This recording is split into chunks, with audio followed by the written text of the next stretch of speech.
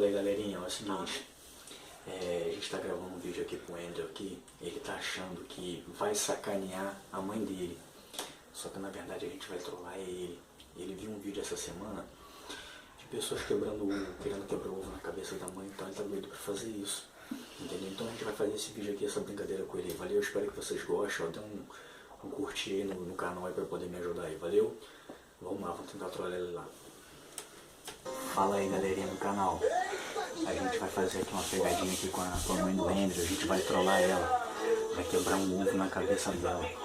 Vamos lá, espero que fique legal aí. Espero que o pessoal goste. Valeu, dê um curtir aí, um ok no vídeo aí, valeu?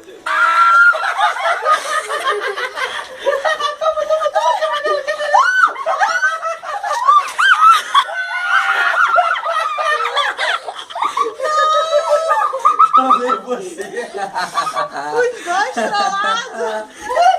Ah, que nojo!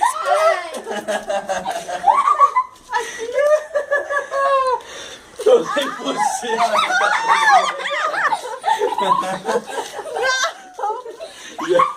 Olha E aí, gostou? Gostou? Olha. Gostou? Ó, olha lá. Olha. Gostou? Olha pra lá. Olha pra lá. Olha pra lá, ó. Olha lá, ó.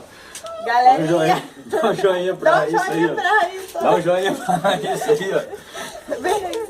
Vem cá, vem cá, vem cá, vem cá. Olha lá, esse aqui é o trollador, ó. A gente trollou ele. Igual você sempre fala. Como é que é? Já sabe? Vai lá, Andrew. Quer que limpa o olho? Peraí, deixa eu ver. Fala. Gostou? Não. Não. Não gostou? É legal quebrar ovo na cabeça dos outros? É? E as Aí, pessoas? fala pro pessoal de casa aí. Quem gostou? Muito ruim. Muito ruim? E aí, fala pro pessoal assistir teu vídeo aí, curtir, não curtir. Fala aí pro pessoal aí de casa aí. Tá bom. Tá bom? Ele não gosta de Agora ser eu vou fazer trollado, a entendeu? massagem.